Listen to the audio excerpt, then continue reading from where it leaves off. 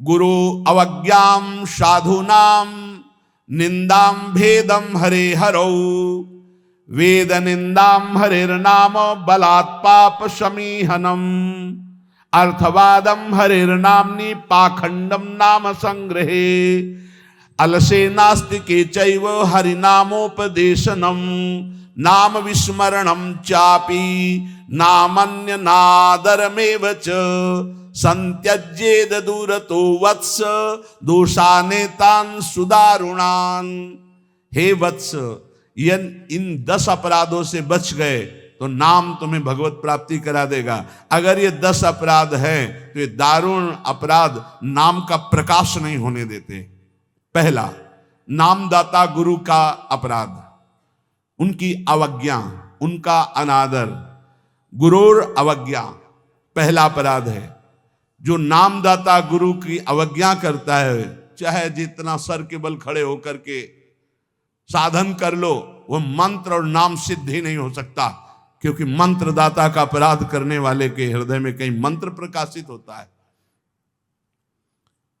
एक प्रसंग आता है ब्रज के भक्तों में, गुरु मंत्र लिया और गुरु सेवा में कुछ दिन रत रहे, तो कुछ ऐसा उनके अंदर भाव है कि एकांत में भजन करें। सब क्या है, सेवा वे सब भजन में। एक दिन उनके गुरुजी ने उनके पास सूचना भेजी कि आ जाओ, बहुत हो गया। सोचा, और गुरुजी कुछ दिन में पधार गए। सारा भजन साधन सब खत्म। अब उनके सारांश में बताया तो बहुत बड़ा उनका प्रसंग, बहुत व्याकुलता हुई उनकी। सब संतों से, बड़े बड़े संतों से पूछा, बिल्कुल ऐसी बहिर्मुखी स्थिति, कोई भजन नहीं, कोई। उनका गुरु अवज्ञा हो गई, गुरु अपराध हो। बोले अब कैसे, गुरु जी तो पधार गए। बोले बिना गुरु कृपा के अब कुछ नहीं होने वाला। आसन लगाओ गुरुदेव का, आवाहन करो, भूख प्यास सहते हुए खूब रो चिल्लाओ। जब गुरु जी इस पे प्रकट हो जाए आसन पर, वो संभाल ले तो संभाल ले, नहीं जीवन व्यर्थ चला गया। ऐसा कैसे हो सकता है कि मंत्रदाता का अपमान करके कोई मंत्र सिद्ध कर ले या संसार में चला जाके सुखी हो जाए? कभी नहीं। संसार में भी जाता है तो गुरुजनों की आज्ञा, गुरुजनों का आशीर्वाद। जब ब्याह होता है तो गुरुजनों का आशीर्वाद, आचार्य का आशीर्वाद, देवी देवताओं का पूजन बड़ा मंगलमय होता था। इसीलिए अब आज का जो जीवन गृहस्थी का बड़ा संकटपूर्ण जीवन है, क्योंकि ना तो आचार्यों का आशीर्वाद है, ना गुरुजनों की सलाह है, ना भगवत मनमानी आचरण व्यभिचार प्रवृत्तियां बढ़ रही हैं, तो कौन इन सब बातों को माने। नाम जापक के लिए सबसे पहला अपराध है गुरूर अवज्ञा, अपने मंत्रदाता गुरु की अवज्ञा कर देना, गुरु का अपमान कर देना। अरे कोई गुरु को ऐसे थप्पड़ थोड़ी मारता है, कोई गुरु को ऐसे थोड़ी। गुरु अवज्ञा का मतलब उनकी रुचि के प्रतिकूल चल देना, अपनी रुचि रखना। अच्छा, गुरु अनंत माताओं जैसा वात्सल्य रखते हैं, वो चुपचाप सहन करते हैं। उनका सहन करना तुम्हारे लिए बहुत हानिकारक है। वो सहन ना करें, कृपा करके हमें दंड दे दे, ये हमारे लिए मंगल विधान है। हमसे कोई गलती हो जाए तो गुरु सहन ना करें, श्री जी ऐसी कृपा करें कि हमको कटुवचन बोले, हमें दंड विधान कर दें, हमारे ऊपर शासन लागू कर दें, ये करुणा होगी। और अगर वो मौन रहकर चुपचाप सह रहे हैं तो हमारा सर्वनाश है। कि हम समझ रहे हैं हमारे गुरु जी प्रसन्न हैं और वो अंदर से वो जल रहे हैं इस बात से कि ये भगवत मार्ग के विमुख आचरण कर रहा है और मेरी बात नहीं मान रहा, अब मेरा अधिकार कैसे इस पर लागू हो सकता है, ये तो मान ही नहीं रहा। बस ये अवज्ञा होती सबसे। तेन वचन मानत गुरु द्रोही निस्दिन करत आपनो भायो। तो इत व्यवहार न उत्पर, तुम्हारा व्यवहार भी नहीं बच सकता और परमार्थ भी नहीं बन सकता। व्यवहार बच नहीं सकता और परमार्थ बन नहीं सकता। इत व्यवहार न उत परमार्थ, बीच ही बीच जन्म गमायो। दूसरा, साधु नाम निंदाम, किसी भी नाम जापक वैष्णव संत की कभी भी निंदा ना करे। ये नामापराध है। सबसे पहला है गुरुर अवज्ञा, दूसरा है साधु नाम निंदाम। और भेदम हरे हरो, भगवान शंकर और हरि में भेद न करे। वही हर है, वही हरि है, वो परस्पर एक लीला करते हुए विराजमान है। हरि और हर में कोई भेद नहीं, पक्का भेद नहीं। पहला गुरुरवज्ञा, दूसरा साधु नाम निंदाम, तीसरा भेदम हरे हरो, और चौथा है वेद निंदाम। वेद भगवान का वांग्मय स्वरूप है, किसी की रचना नहीं है। भगवान वेद व्यास जी ने वेद का विभाग किया है। वेद की रचना तो स्वयं वेद प्रकाशित हुए हैं, वेद की रचना किसी ने नहीं की, स्वयं वेद प्रकाशित अपौरुषेय हैं, ये किसी के द्वारा लिखे नहीं हुए। स्वयं जैसे भगवान प्रकट हुए ऐसे वेद भगवान प्रकट हुए हैं। वेद की निंदा करने का अधिकार किसी को नहीं है। हाँ, वेदातीत प्रेम स्थिति है जिसे वेद नेति नेति कह के प्रेमी जन उनका दुलार कर रहे हैं। इसलिए देवर्षि नारद जी स्वयं आज्ञा करते हैं, वेदान्नपि सन्नस्ति सा केवलम मौछिन्न अनुरागम लभते। जो वेदातीत स्थिति प्रेम को प्राप्त करना चाहते हैं, वेद का सम्यक रूप से पूर्णता पूर्वक त्याग करते, तिरस्कार पूर्वक नहीं। जैसे भगवान श्री कृष्णचंद्र जी स्वयं आज्ञा करते हैं, त्रिगुण्य विषया वेदा निस्त्रिगुण्य भवा अर्जुन। हे अर्जुन, जो विभाग विषय का तीनों गुणों के अंतर्गत वर्णन किया जाता है, उससे ऊपर उठो, त्रिगुणातीत अवस्था को, निस्त्रिगुण्य अवस्था को प्राप्त हो। वेद की निंदा करने का अधिकार किसी का नहीं। वेद अपौरुषेय भगवान का वांग्मय स्वरूप है।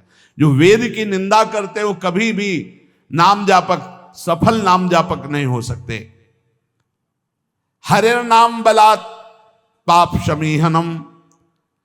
जिन्होंने महिमा सुनी कि भगवान के नाम जप से पाप नष्ट हो जाता है, नाम संकीर्तनम यस्य सर्व पाप प्रणाशनम, अब वो बलपूर्वक उत्साह पूर्वक पाप करते हैं और सोचते हैं नाम कीर्तन कर लेंगे तो पाप नष्ट हो जाएंगे, उनको नरक मिलेगा क्योंकि नामापराध कर रहे हो।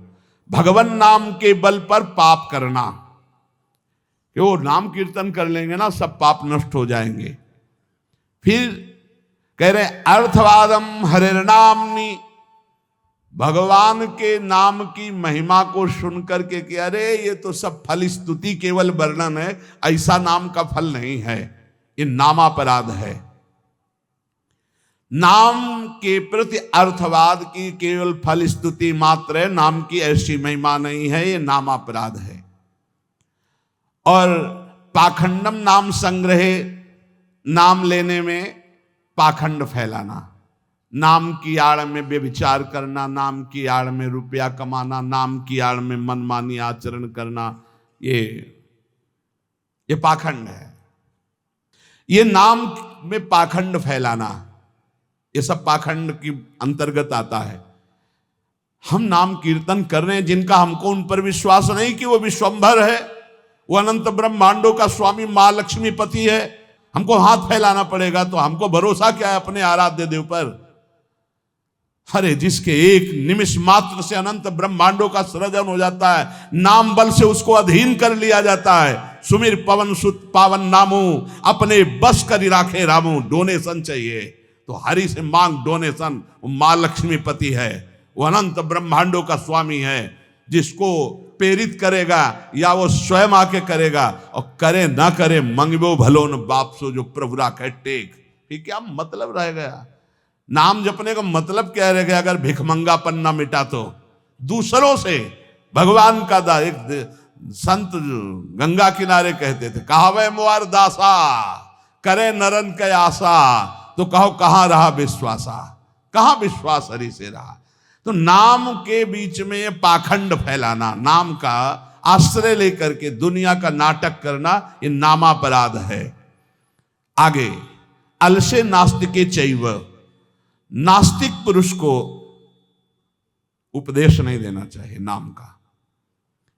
जो आलसी है, अब जैसे ऐसे भी आते, हमारा भजन में तो मन नहीं लगता है, हमसे ये तो सब होता नहीं है, भजन में मन नहीं लगेगा, भागवती कार्य तुमसे नहीं होंगे, भोगों में बढ़िया मन लग रहा है, प्रपंच करने में मन लग रहा है, तो फिर नरक में भी मन लगे या ना लगे वहां जाना पड़ेगा आपको, दंड तुम्हें भोगना पड़ेगा। भजन में मन नहीं लगता, घंटों प्रपंच और चतुरासी जी के पाठ करने में दम नहीं है, फिर पाठ कर भजन करने में जबान दर्द करेगी, 2 घंटा प्रपंच बोलने में जबान दर्द नहीं करेगी। पता नहीं कौन सी ऐसा जादू माया ने कर दिया है कि लाख समझाओ समझ में नहीं आता। गुनगुनाना है तो प्रभु के गीत गुनगुनाओ, आपका जीवन पावन, आपसे जो मिल जाए उसका जीवन पावन। आपको नाम जप करो, खूब गृहस्थी के कार्य करो, कौन मना करता है। आलसी और नास्तिक को भगवान नाम उपदेश करना, और अलसे नास्तिके च हरि नामोपदेशनम, नाम विस्मरण। जब नाम की महिमा इतनी सुन ली, परम पूज्य श्री प्रथम गुरु नानक देव जी की कल वाणी में था कि जब तक जीऊं तब तक नाम, नाम छूटे तो मृत्यु। ये कल शाम के कई बार ये बात नानक साहब की, इसकी क्या बात, जब तक जीऊं तब तक नाम, नाम तब तक जीऊं, नाम छूटा मृत्यु। ऐसा नाम से प्रेम, भगवान नाम की महिमा सुनकर नाम न जपना, नाम को भूल जाना, और नामान्य अनादर मेवच, नाम का अनादर करना। जैसे चर्चा की कि अपनी दुकान खूब चले इसलिए नाम छाप दिया, रूप छाप दिया भागवती, या ऐसे आप कार्ड विवाह के छाप दिए जिनमें नाम है, रूप है, भगवत भाव, या आप अपनी गाड़ी पे नाम लिख दिए, पीछे लिखा है मोटरसाइकिल में श्री हरिवंश या राधा, और जूता सहित ऐसे टांग उठाकर उसमें बैठते हो। तुम्हारी दिमाग है, इसमें लिखा है देखो, नाम में अनादर में वचे, नामापराध कर रहे हो। जो तुम्हारे हृदय में चलना चाहिए वो तुम्हारे वहां ऐसे पानी डाला तुम्हारे जूते में बह के आ रहा है। वही नाम का जब हम अभिषेक करते हैं तो चरणामृत लेते हैं। नाम का अनादर करना है नामापराध। इसलिए बहुत सा यहां लिखे राधा राधा, राधे राधे कपड़े में, उसी बाथरूम में जहां लघु शंका करते हो उसी राधा नाम का कपड़ा धो रहे हो। जानते हो क्या कर रहे हो? नामापराध कर रहे हो, नाम का अनादर कर रहे हो। उसी राधा नाम का हम चरणामृत लेते हैं। इसीलिए अगर कोई वस्त्र ऐसा है, चद्दर राधा नाम का, वस्त्र राधा नाम का, तो यमुना जी में यहां आकर के, नहीं तो कभी मत धो, केवल पहन लो, टांग लो, दर्शन करो। उसको प्रयोग में लाओगे, धोगे उन बाथरूमों में संसार के जहां लघु शंका करते हो, जहां स्नान करते हो बहुत होश में। तो ये 10 नामापराध सनत कुमार जी कहते हैं, इनसे बच जाए तो नाम का फल मिलता। पहला है गुरु का अपमान करना, दूसरा है साधु महात्माओं की निंदा करना, तीसरा भगवान शिव और हरि में भेद करना, चौथा वेद की निंदा करना, पांचवा भगवान नाम के बल पर पाप करना, छठवां भगवान नाम की महिमा को अर्थवाद समझना, सातवां नाम लेने में पाखंड फैलाना, आठवां आलसी और नास्तिक को भगवान नाम उपदेश करना, नवां भगवान नाम की महिमा सुनकर भगवान नाम न जपना, और 10वां नाम का अनादर करना। वह परमात्मा नीचे है, ऊपर है, वही पीछे है, वही आगे है, वही दाहिने, वही बाएं है, वही सर्वत्र है। जो ऐसा जान जाता है, न पश्यो मृत्युम पश्यति, न रोगम नोत दुखाता, सर्वाः पश्यः पश्यति सर्वमाप्नोति सर्वस इति। जो ऐसा अनुभव कर लेता है, गीता जी, बहिरंतश्च भूतानाम अचरम चरमेव च, सूक्ष्मात् तद्विज्ञेयम दूरस्थम चान्तिके च तत्। वो दूर है, वो बहुत नजदीक है, वो बाहर है, वो भीतर है, वो ऊपर है, वो नीचे है, वो समस्त भूतों में है। ऐसा जो अनुभव कर लेता है वो जीवन मुक्त महापुरुष होता है। तो या करें, न पश्यो मृत्युम पश्यति, मृत्यु की ताकत नहीं, उसको देख ले जो ऐसा अनुभव कर लेता है। इतनी ऊंचाई पर होता है कि मृत्यु का प्रहार स्पर्श भी नहीं कर सकता। न रोगम, कोई रोग उसे दुख नहीं पहुंचा सकता। नोत दुखता, कोई भी भयानक विपत्ति दुख इसका स्पर्श नहीं कर सकती। समझो इस बात को। यदि भगवत प्राप्ति हो गई तो कोई भी दुख, कोई भी रोग, कोई भी शोक, कोई भी भयानक विपत्ति। सुना महामहिम पूज्य श्री अर्जुन देव जी का पावन बलिदान अपने धर्म के प्रति। कहा, तेरा किया मीठा लागे। 5 दिन की जो यातना सुनी, थर्रा गया हृदय केवल सुन करके। और वो महापुरुष की मुस्कुराहट में कोई अंतर नहीं। न पश्यो मृत्युम पश्यति, न रोगम नोत दुःखताः सर्वाः पश्यः पश्यति सर्वमाप्नोति सर्वस्व इति वेद कहता है। मृत्यु भी उसे देख नहीं सकती। कोई रोग, कोई शोक, कोई विपत्ति, कोई संकट, कितनी बड़ी बात है। तेरा किया मीठा लगे, हरिनाम पदारथ नानक मांगे। विकल हो जाता है हृदय से। महापुरुषों का कितना बड़ा भयानक पीड़ा का समय, और उनको कोई कष्ट का आभास। ये देखो वेद कहता है न पश्यो मृत्युम पश्यति। मृत्यु की ताकत नहीं कि उसको दुख दे दे, रोग की ताकत नहीं, भारी विपत्ति दुख की ताकत नहीं। जो देखता है क्या, आगे पीछे ऊपर नीचे सर्वत्र मेरा भगवान। वो क्या कह रहे, आप में इतनी सामर्थ्य कि आप पूरे तख्त को भस्म कर सकते, मुझे आदेश करो। वो पीर मियां मैं भस्म कर देता हूं। तो उनका नहीं, वाहेगुरु का किया सब मीठा लगे। वाहेगुरु परमात्मा परमेश्वर उनका किया सब मीठा लगे। वाहेगुरु का विधान बड़ा मधुर है। वो कह रहे थे बड़ा। सोचो ये बौद्धिक स्तर कैसे समझ पाएगा उन महापुरुषों की स्थिति को। ये वेद बता रहा है न पश्यो मृत्युम पश्यति न रोगम नोत दुःखताः सर्वाः पश्यः पश्यति सर्वमाप्नोति सर्वस्य इति। बोले स्थिति कैसे प्राप्त होती। ये सनत कुमार जी के वचन है। बोले आहार शुद्धौ सत्व शुद्धे सत्व शुद्धौ ध्रुवा स्मृति स्मृति लंभे सर्वग्रंथि नाम विप्रमोक्षः। जिसका आहार शुद्ध है, चरित्र शुद्ध है, आचरण शुद्ध है, वही महापुरुष स्मृति को प्राप्त होता है। सत्व शुद्धि। आहार शुद्ध होने पर ही अंतःकरण शुद्ध होता, अंतःकरण शुद्ध होने पर आचरण पवित्र होते हैं। चरित्रवान जो पवित्र चरित्र वाला वही भगवती स्मृति को जागृत करता है। ये देवी शक्ति है स्मृति, अखंड स्मृति। जिस समय अखंड स्मृति जागृत होती है तो कह रहे स्मृति लंबे सर्व ग्रंथि नाम विप्रमोक्षः।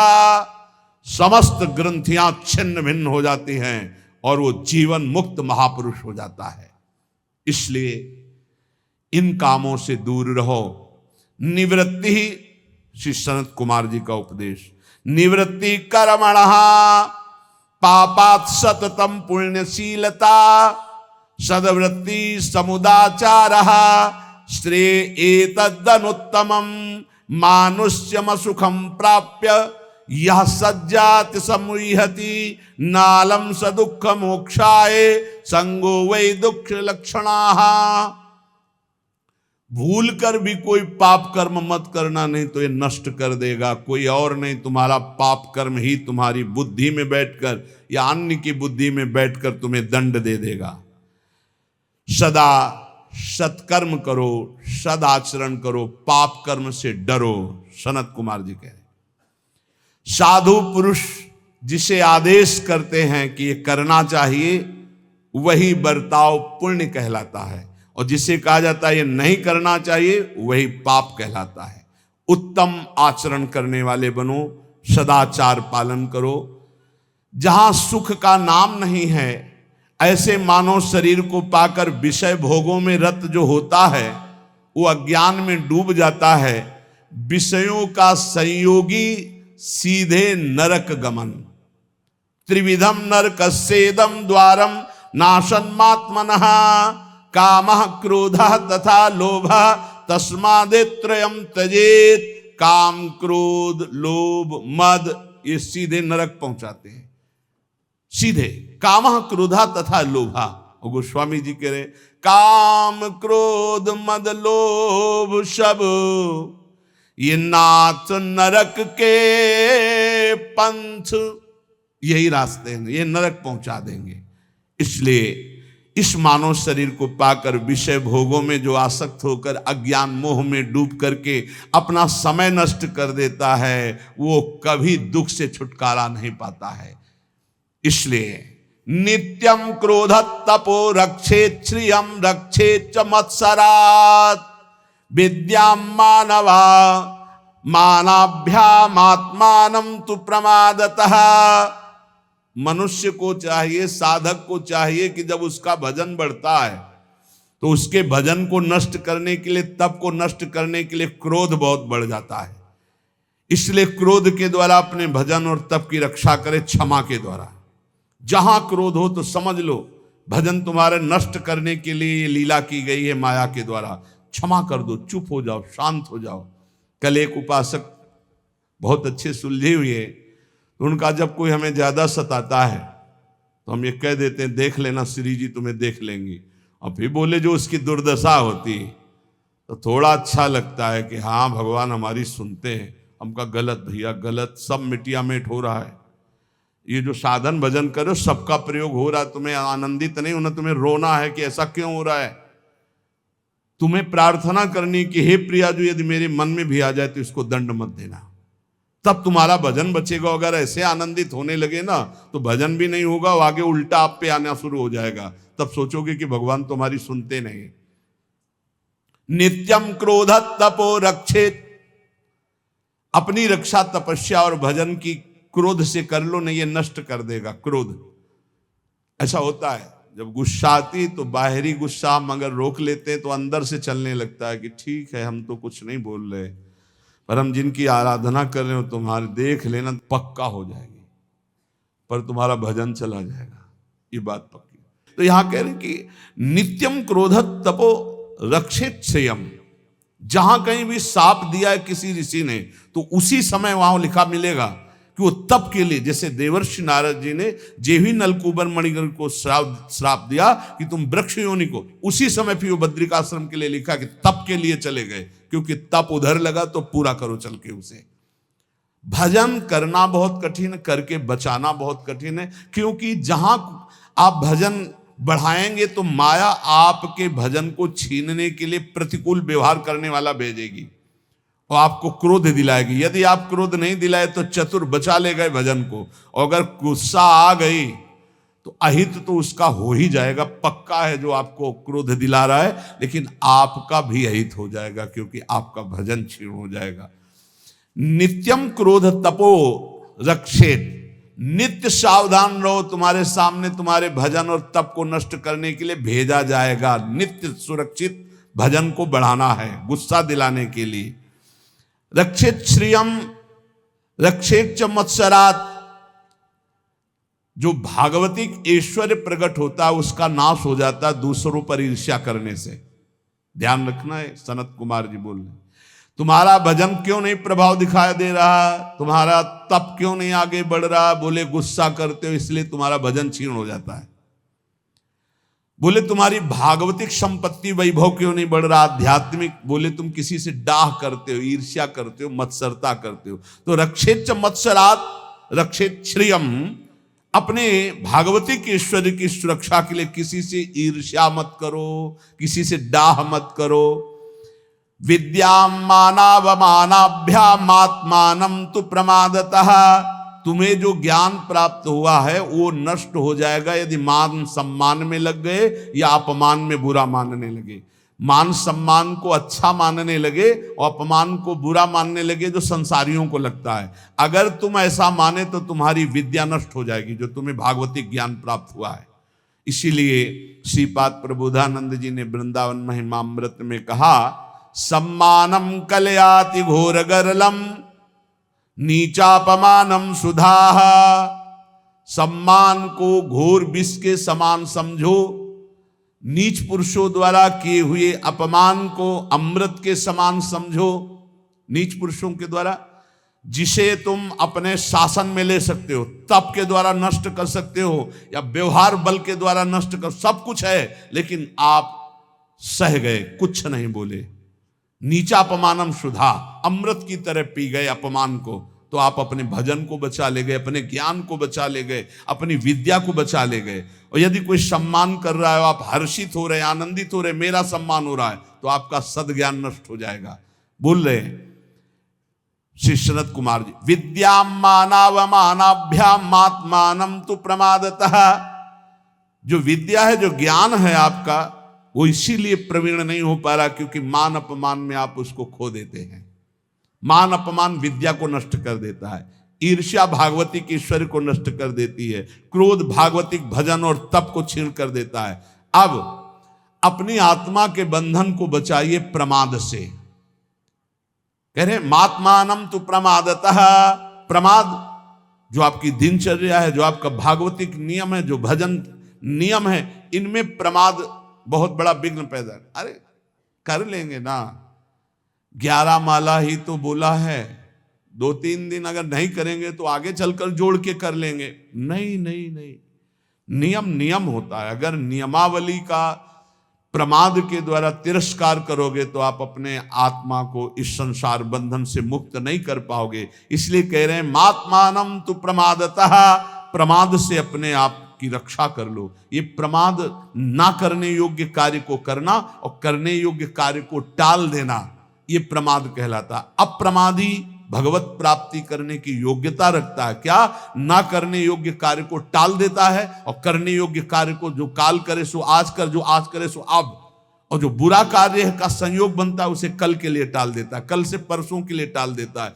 वो उसको टालता रहता है बुरे भाव को, और अच्छे भाव को तत्काल करता है, उसे अप्रमादी कहते हैं। जो प्रमादी होता है वो अच्छे भाव को कल के लिए टाल देता है, बुरे भाव को तत्काल कर लेता है।